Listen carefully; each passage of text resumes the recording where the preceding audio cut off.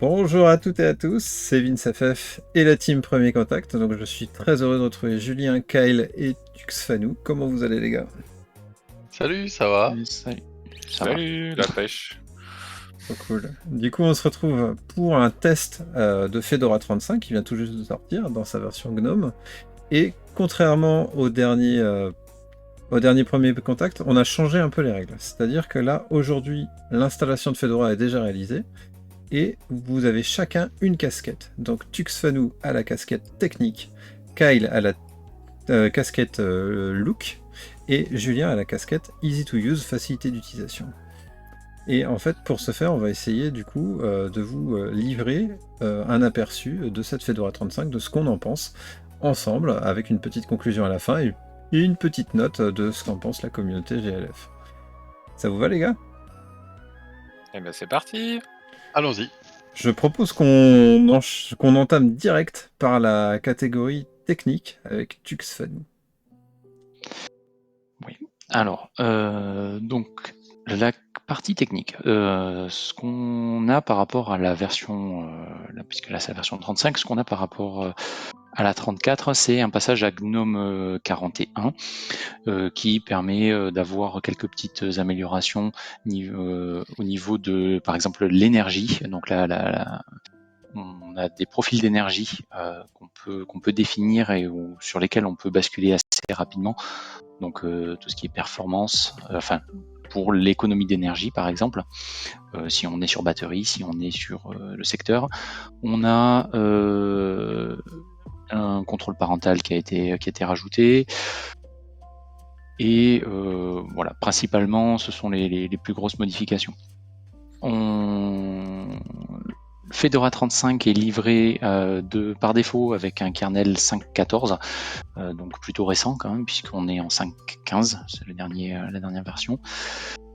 Après l'installation, on tourne à 1,1 giga de RAM, donc c'est quand même assez peu, bon, surtout sur les configs actuels. Et on est à un peu moins de 4,5 Go d'utilisation de disque, c'est pareil, je trouve que c'est relativement peu. L'installation se fait comme toujours avec Anaconda, donc c'est quelque chose qui est plutôt fiable et prouvé et stable. Voilà, plutôt une bonne chose. Ouais, On a eu de très grosses améliorations au niveau de Pipewire, qui est le remplaçant de Pulse Audio. Donc au niveau de la gestion du son, si on utilise des cartes son externes, si on utilise des sorties son sur le HDMI ou des choses comme ça, ça a été, ou même des casques Bluetooth avec micro ou sans micro, ça a été énormément amélioré.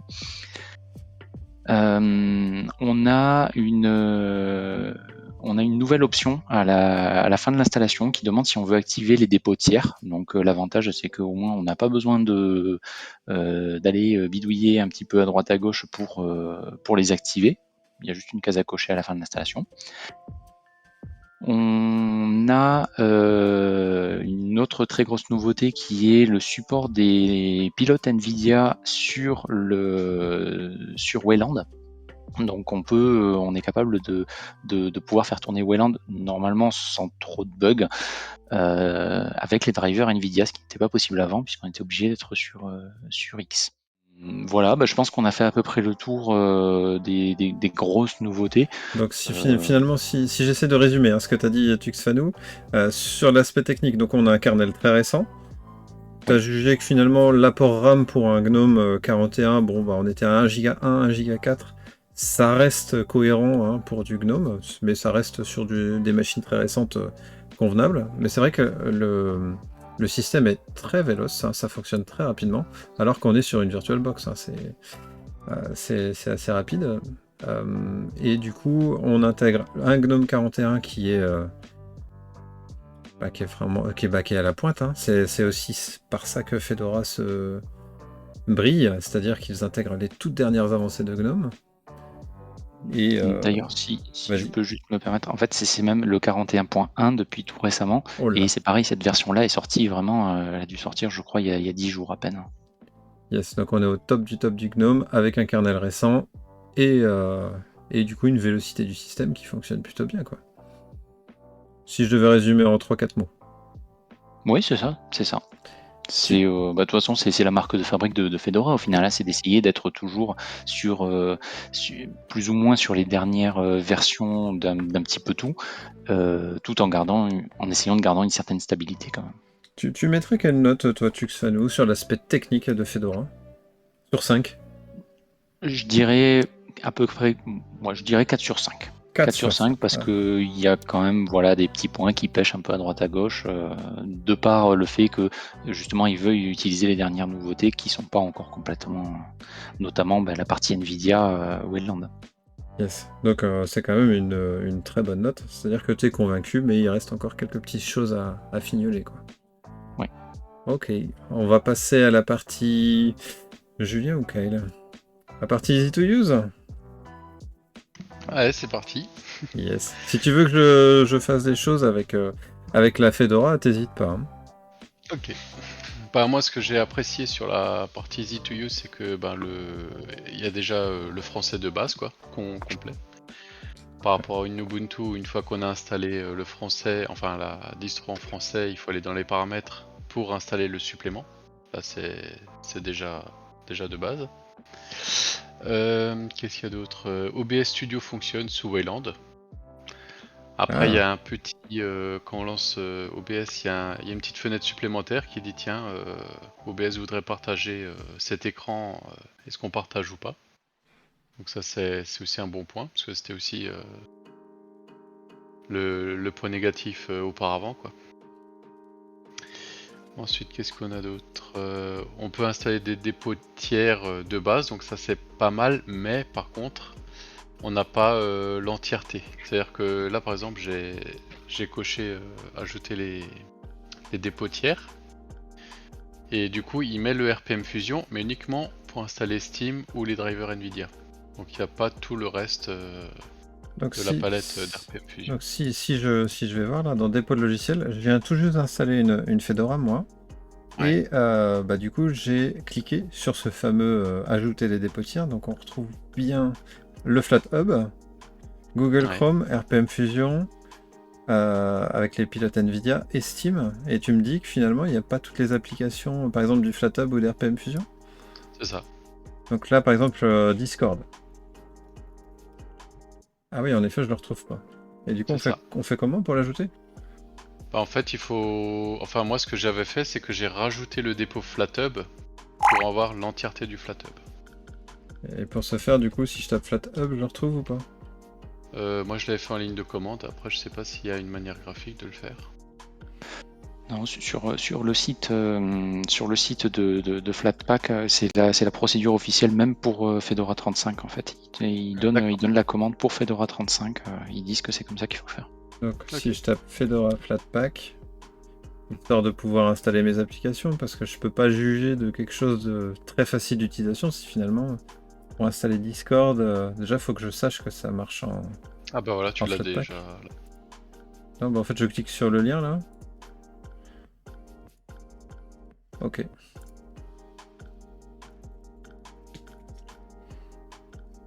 Et donc là, normalement le dépôt il est installé, donc si je veux installer Discord, bah, je peux toujours pas. Alors moi j'ai rencontré le même problème que ce que tu viens de rencontrer. C'est que j'ai dû... parce que j'ai fait 2 installations de Fedora. Et la première, j'ai eu plein de soucis comme ça. Et sur la deuxième, je suis passé directement par la ligne de commande et j'ai pas eu le souci. Alors je ne saurais pas t'expliquer pourquoi.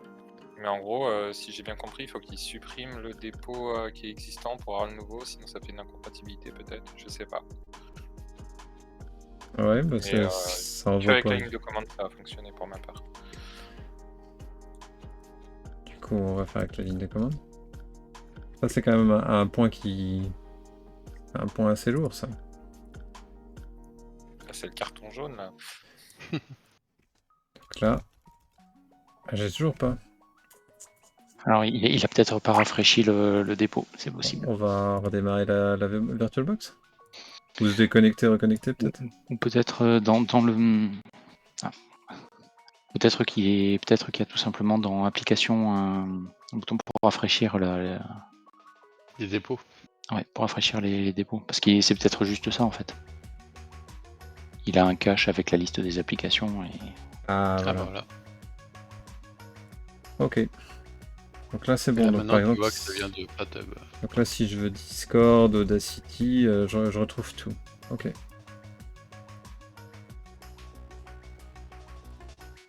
Allez, vas-y, Julien, continue. Ensuite, en fait la même chose pour les RPM Fusion quoi. C'est un peu le même principe, il y a juste les RPM Fusion pour Nvidia, pour les drivers Nvidia et pour Steam, mais rien d'autre quoi. Et du coup, toi, tu conseilles de passer sur RPM Fusion ou les Flatpak comme on vient de voir là? Ouais, c'est deux écoles différentes. D'après ce que j'ai compris, Fedora tente à aller plutôt vers les Flatpak pour tout ce qui est application utilisateur. Donc, plutôt vers le Flatpak alors. C'est ça. Ok. Enfin, c'est ce que Fedora tente de faire. Donc oui, ce que j'ai noté comme point positif aussi, c'est quand tu es dans GNOME Logiciel, du coup tu cherches une application, et de là tu peux directement choisir tes sources. Donc ça c'est aussi bien fait. Exact. J'avais aussi relevé l'outil de performance aussi. L'outil de performance? Ouais, quand va en haut à droite, tu vois là où tu as arrêté tout ça. Voilà, et là tu peux choisir directement, équilibré, tu vois. Ok. Là, tu peux switcher de mode facilement du coup. Ensuite, qu'est-ce qu'on a d'autre? On a aussi la possibilité, un peu comme Ubuntu avec les PPA, installer des COPR, des dépôts additionnels, pour installer des programmes qui ne sont pas dans les dépôts. Ça c'est aussi un bon point. Après j'ai aussi mis un bon point, c'est que le fait de pouvoir installer des mises à jour, et en fait il va juste les télécharger et les installer après coup quand on éteint l'ordinateur. Ça je trouve que c'est aussi un bon point, ça évite des soucis lors de l'utilisation. Ça évite des bugs. Ouais. C'est ça, ouais. Après, un mauvais point aussi, c'est en fait, c'est Wayland, tout ne fonctionne pas encore complètement. Par exemple, j'avais installé Flameshot, que j'aime bien, un outil de capture d'écran. Donc quand on le lance, quand on veut capturer l'écran, il dit ah bah non, erreur, ça ne fonctionne pas. Un autre point négatif aussi, c'est par exemple Flameshot ou Discord, quand tu le lances et quand tu le fermes, tu sais, il se met en icône système. Sauf que là, si on n'installe pas l'extension qui va bien, du coup on le trouve pas, on le retrouve plus. Ensuite, toi t'avais aussi relevé des points? Oui, j'avais relevé quelques points. Moi, ce que j'aime bien dans la facilité d'utilisation de Fedora, c'est toute la communauté qu'il y a derrière finalement. Où, par exemple, on a le Fedora Magazine, on a la Start Page aussi. Moi, je trouve ça plutôt cool. Par exemple, si je tape Fedora Magazine, bon, c'est en anglais, certes, mais toutes les distributions ne le font pas. Et en fait, ça nous offre une documentation sur notre distribution Linux qui est quand même plutôt sympa. Et on voit qu'en fait, la distribution est vivante et je trouve que ça donne envie de s'impliquer dans la distribution. Moi, j'adore ce genre d'initiative comme le Fedora Magazine ou la Start Page. Mais voilà, pour moi, c'était un peu le gros point. Pareil, on a le forum Fedora FR qui est assez vivant, ou c'est Planète Fedora d'ailleurs, qui est assez balèze. Hein. La communauté Fedora est assez grosse, donc si vous avez des soucis avec Fedora, nombreux sont ceux qui vont pouvoir y répondre. Donc moi, c'est le côté easy to use de Fedora, moi je l'aime bien parce que on est vachement guidé. Bon, en même temps, on vient de le voir qu'avec GNOME Logiciel, l'intégration du Flatpak, bon, c'est un peu encore, c'est pas parfait, je pense. Mais une fois qu'on a passé cette étape, on est quand même pas mal. C'est mon avis, hein, mais on est quand même pas mal. Donc du coup, si tu devais mettre une note sur la partie easy to use de Fedora, tu mettrais quoi sur 5? Je mettrais un 3,5. Un 3,5? Ouais. Perso, j'aurais mis moins, moi. Ah. Je trouve que Fedora, tu vois, on vient de le prouver, c'est un peu le preuve par le test. Hein. Fedora est très facile à installer, mais une fois que tu es dessus, tout se complique.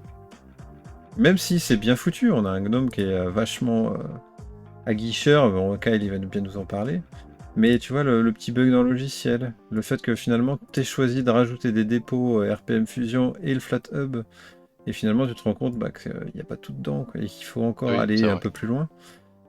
Si je me mets dans la peau d'un débutant, ça fait pas fini, en fait.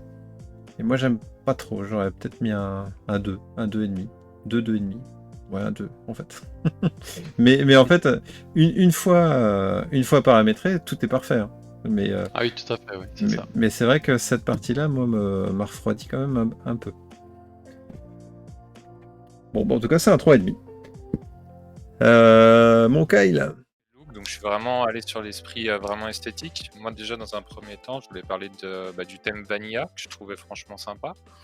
Tu vois par exemple si tu utilises l'explorateur de fichiers, je trouve que tu vois c'est propre, c'est simple, c'est très lisible. Après oui, on manque un peu d'informations, mais c'est pas trop la partie esthétique à mon sens. Le seul truc que j'ai trouvé dommage, c'est que si tu veux avoir le thème sombre, tu peux pas l'avoir dans les paramètres.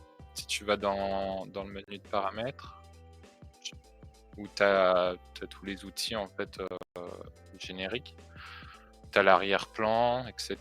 Mais tu peux pas changer le thème et avoir au moins le thème de la distribution en sombre, c'est pas possible quoi. Ouais, c'est bizarre, hein. Tu es obligé de passer par justement aller sur les RPM et télécharger l'extension, enfin GNOME extension quoi. GNOME extension et GNOME ajustement. Donc je trouve ça un peu limite qui bloque ça. Après, c'est pour une question de cohérence peut-être, mais au moins avoir le thème sombre accessible, quoi. Ça, c'était un gros point noir pour moi. Un point que j'ai relevé aussi, là ça va vraiment être du GNOME pour le coup, mais pour ceux qui utilisent 2 écrans, je sais que des fois dans le gaming c'est quand même bien utilisé, gaming et multimédia, mais c'est vrai que d'avoir un deuxième écran c'est chouette. Et KDE offre la possibilité par exemple d'avoir un fond d'écran pour chaque écran réel, et là c'est pas possible. Donc il y a une solution, c'est un logiciel qui est disponible sur RPM ou directement en Flatpak, c'est Hydra Paper. Si tu veux aller voir dans la Logitech, il est disponible normalement. Tant qu'elle est installée. HYDRA, normalement tu dois le trouver. Et en fait, ça permet, par exemple, si tu as un écran vertical, comme mon cas, et tu peux, c'est le deuxième choix, regarde. Tu peux changer ton fond d'écran et l'adapter en fonction de tes écrans, en fait. Et ça, pour moi, c'est un peu indispensable quand même. Ouais, c'est pas mal. Ça, c'est vraiment pas mal. Mais d'ailleurs, il nous en a pas parlé, le père Julien, mais GNOME logiciel est plutôt propre, hein, niveau interface et tout ça. Enfin, tu vois, il y a une grosse image pour comprendre de quoi ça parle, il y a un petit texte. Bon, il est en anglais, hein. Père Julien nous a dit que c'était en français, mais tu vois, Ah oui. il y a des choses qui sont encore en anglais. Et il y a les notes. C'est plutôt propre, hein. J'aime bien. C'est vraiment l'esprit GNOME, tu vois. C'est ce que j'ai marqué sur le site Gaming Linux FR, c'est que c'est dans la globalité GTK, on est vraiment sur l'esprit un peu tablette, un peu iOS. On retrouve un peu ce côté un peu simple qui apporte de la lisibilité, je trouve. C'est pas mal. Ça peut rassurer aussi. Ça peut rassurer dans un premier temps. Après, on peut se sentir limité en option quand on vient de Windows, mais je trouve quand on a un usage assez simple, je trouve que c'est plus lisible. Il y a un point dans l'aspect esthétique que je voulais développer aussi, c'est la partie extension. Si tu veux aller sur le site GNOME Extension, peut-être, Ouais, bien sûr. qu'on en voit 2-3. Alors, c'est très bien intégré à Firefox, c'est chouette. Mais, tu vois, t'as une extension en fait à installer, autant sur le logiciel que sur le navigateur. Mais le logiciel, il n'est pas installé de base. Alors que sur le navigateur, c'est déjà prévu pour. Donc je sais pas pourquoi. Je sais pas pourquoi ils mettent pas en avant l'application. Et pourquoi le site est mis en avant. Après, moi, ça me paraît indispensable. Tu vois, par exemple, pour mettre les thèmes, si tu veux changer de thème, tu es obligé de passer par là. Tu as User Theme, c'est le premier là, qui est obligatoire si tu veux avoir le thème sombre. Donc tu es obligé d'aller sur Internet et changer ton thème. Après, vous pourrez aller voir sur le site. J'en ai repéré 3-4 qui, à mon sens, sont indispensables pour le. Vas-y. Hein. Alors, tu as du coup les thèmes, tu as App Indicator, tout attaché. Ça, c'est si on utilise Steam, ça permet de l'avoir dans la barre en haut, sinon on l'a pas, entre autres. Pour moi, il est indispensable celui-ci, même pour Discord, pour tout et n'importe quoi. Il y a Caféine, ça c'est super utile. Au début, moi je l'enlevais à chaque fois parce qu'il est présent sur Manjaro, je comprenais pas ce que c'était. Et en fait, si on regarde une vidéo par exemple sous Gnome et il décide, on met écran de veille au bout de 5 minutes, il tient pas compte du fait qu'on soit en train de regarder une vidéo. C'est du fait de Wayland, je pense. Et du coup, il met l'écran en veille quand même. Du coup, super désagréable. Si on est Ah, en ok. cinématique de jeu ou quoi, et bah ça en tient pas compte. Je la connaissais pas celle-là.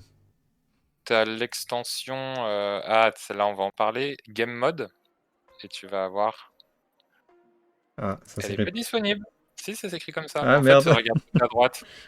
Current version, faut que tu l'enlèves, tu mets All version, Ah, la et là il est tristesse. disponible. Et en fait, vu qu'on est déjà sur du GNOME 41, 41.1, et ben il est pas encore disponible. Et donc du coup, au moins ça permet de savoir directement quand on est quand c'est actif en fait. Pour moi, c'est utile. On va parler aussi de l'extension Dash2Dock. Ah, la fameuse. Après, il y a toujours 2 écoles, hein. Bon. C'est séparé, faut que tu mettes des. Voilà. Il y a soit Dash2Dock pour être un peu garder l'esprit GNOME, un peu Mac et avoir le dock. Ou après on peut faire un peu à la Windows. Moi je préfère Dash2Dock parce qu'on reste vraiment dans la philosophie. Donc c'est pas mal. Ah, sinon, c'est Dash to Panel, ouais. Ouais, Dash2Panel. T'as Vitalis aussi, que je trouve vraiment bien. Toujours dans cet esprit gaming multimédia, ça permet d'avoir un aperçu rapide dans la barre en haut sur les connexions internet, la température du processeur, de la carte graphique, etc. C'est assez lisible et c'est pas mal, je trouve. Les ventilateurs, etc. Ça permet de surveiller ton système, quoi. Et un petit dernier que j'ai trouvé, parce que moi ça a tendance à m'agacer, c'est quand tu vas tout en haut à droite, tu vois, si tu veux arrêter ton système, tu es obligé de faire un premier clic, un deuxième clic pour éteindre, et après tu choisis. Et il y a une petite extension, c'est Bring Out Submenu. Celle-là, j'ai trouvé il n'y a pas longtemps, ouais. Et ça permet d'avoir le menu qui est détaillé directement. Après, quand on a un petit écran, je comprends que ça soit utile que ça soit tout renfermé, mais Ouais, si on a un c'est grand aussi bien écran, comme ça. Ça fait déjà 2 clics. c'est plus rapide, quoi. Yes. Trop bien. Donc là, pour avoir le mode sombre, par contre, il faut que j'installe du coup le... Soit il faut que tu installes l'ajustement, soit il faut que tu installes du coup l'application extension. Ah oui. Ah oui, parce que de toute façon, maintenant, tout passe par extension, d'ailleurs. Je crois que l'ajustement, il sert... Ah oui, non, c'est juste pour... Oui, d'accord. Non, Et extension, c'est juste les extensions en fait. En fait, extension, ça va juste être un résumé de ce que tu as fait sur Firefox. Parce que depuis l'application extension, elle est super bien faite, tu vois. Mais tu peux pas récupérer. C'est pas comme par exemple sous KDE où tu vas dire je vais sur extension, je vais récupérer celle qui m'intéresse, elles vont être classées. Oui, tu Non, es au ça même sert endroit. juste à consulter en fait. Et je trouve ça vraiment dommage. Du coup, check. Là, pour mettre en dark. On n'a pas beaucoup de choix hein, par défaut, du coup. Moi, c'est le gros point noir pour moi sur la partie esthétique, c'est de... Parce qu'en soi, le thème, moi, je le trouve simple, efficace, il est propre, c'est pas peut-être pas le plus esthétique, mais je le trouve assez joli dans son ensemble. Ouais, il est propre, hein, Doita, je suis d'accord. Mais on peut même pas choisir clair ou sombre, quoi, parce qu'aujourd'hui, toutes les distributions proposent, avec même un ajustement en fonction de la journée, etc. C'est devenu quelque chose... Même Windows et Mac, hein, d'ailleurs. Et là, je sais pas. C'est un mystère. Un jour viendra. J'ai surtout l'impression qu'ils essayent de rester le plus basique possible, c'est-à-dire ils prennent au GNOME de base, ils l'installent tel quel, et après libre à nous de faire les modifications qu'on a envie. Un peu de la même manière qu'on a ça sur une Debian ou autre, c'est plutôt une distribution de base. Bah, du coup, Kyle, sur 5, combien, avec ta casquette spécialiste look, combien tu mettrais à Fedora? 2,5. 2,5. Je suis généreux. Bon, je te trouve dur. Écoute, pour moi, t'es l'autre penchant de Julien, c'est bien. C'est ça. Non, mais c'est une bonne base, c'est joli, c'est simple, mais pour moi, c'est un peu trop simple. Il y aurait, tu vois, juste le fait d'un thème adaptatif, parce qu'ils ont, par exemple, le fond d'écran qui est adaptatif, mais pas le thème. Du coup, pour moi, ça manque de finition. C'est Ouais. c'est pas fini, quoi. Du coup, ce que tu dis, c'est que finalement, c'est joli, c'est tout bien, c'est tout beau. Et encore, là, c'est... Tu vois, le Flatpak, il a pas l'air d'aimer la partie Adwaita sombre. Enfin bref. On peut le mettre peut-être sur le dos de Wayland, je sais pas. Mais finalement, le rendu, moi je le trouve plutôt joli de base. Hein. Je trouve que Gnome c'est vraiment très joli. Et puis avec ce bureau, ce bureau virtuel, c'est vrai qu'on n'a pas parlé des bureaux virtuels et le fait de pouvoir lancer des applications à la volée sur plusieurs bureaux, c'est quand même assez sympa. C'est assez rapide. Moi je trouve ça pas mal. Perso, je trouve ça pas mal. Bon, bref. Bon, en tout cas, c'est un 2,5 pour la partie look, un 3,5 pour la partie easy to use et un beau 4 pour la partie technique. Moi, si je vous ai écouté, finalement, de ce que j'en ai retenu, hein, c'est que techniquement, on est quand même sur une belle distrib, bien récente. Moi, de ce que j'en connais, les avis de ceux qui l'ont utilisé, Fedora, c'est quand même une valeur sûre. Ça a tendance à pas trop bugger, hein, c'est une valeur sûre. On va l'appeler comme ça. À la pointe sur son Gnome. Le côté easy to use, moi ce que j'adore, c'est l'aspect communautaire de Fedora. Ça, c'est vraiment un truc qui me plaît beaucoup. Avec un Fedora Magazine, ça rend vivant, le forum et tout ça. Pour moi, la partie apparence, faut savoir que si on va sur un Gnome, c'est avant tout pour le modifier. Je pense qu'il y a vraiment très peu de personnes qui utilisent un Gnome Vanilla pure souche. Mais l'avantage, c'est qu'on est sur un Gnome Vanilla et il reste à façonner à sa sauce, en fait, finalement. Donc moi, ça me dérange pas plus que ça. Fedora, j'aurais tendance à lui mettre un bon 4 sur 5. J'aurais presque pu lui mettre plus si on n'avait pas eu le problème du flat hub dans la partie logicielle. Pour moi, ça, c'est un vrai problème. Mais bon, j'espère que dans Fedora 36 ou même dans une Fedora 35 avec une mise à jour, ça sera passé. Et du coup, si j'additionne du coup le 4 de Tuxfanou, le 3,5 de Julien et le 2,5 de Kyle, plus mon 4, ça nous donne un beau 14 sur 20. Vous en pensez quoi, les gars, d'un 14 sur 20 pour Fedora pour un premier contact? C'est pas mal, hein. Ça me paraît correct. Tout à fait. Ça vous paraît cohérent? Mhm. Bah, c'est une bonne distribution, mais avec un manque de finition. Mais assumé. Mais assumer, ouais, c'est important parce que finalement, je sais pas si le mot manque de finition, c'est le bon mot parce que c'est. Je pense que les finitions, elles sont pas mal, hein, parce que quand tu vois le gnome, il a de la gueule, il est beau. Hein, En fait, à ouais, l'état. c'est des choix. C'est Non, mais plutôt par des exemple, choix tranchés, ouais. C'est vraiment très je pense tranché. au Flatpak, tu vois, où il y en a que la moitié qui est activée, c'est ça, t'es fait, quoi. Donc, Mais très sincèrement, si vous êtes débutant sous Linux et si vous avez jamais touché un Linux, que vous voulez retrouver vos repères facilement avec un store et tout ça, Fedora, c'est peut-être pas la première porte d'entrée. Ça, c'est clair. Bon, les gars, on va s'arrêter là. Moi, je vous remercie Très bien. énormément pour le test, pour avoir mis les informations dans le wiki, puis les avoir partagées ce soir. Je trouve que moi, je trouve ça c'est plutôt bien fait. Je suis très content du résultat. Et puis, on se redit peut-être à la prochaine, du coup. À la prochaine. à la Merci beaucoup. prochaine. À la Ciao. prochaine. Merci à votre écoute.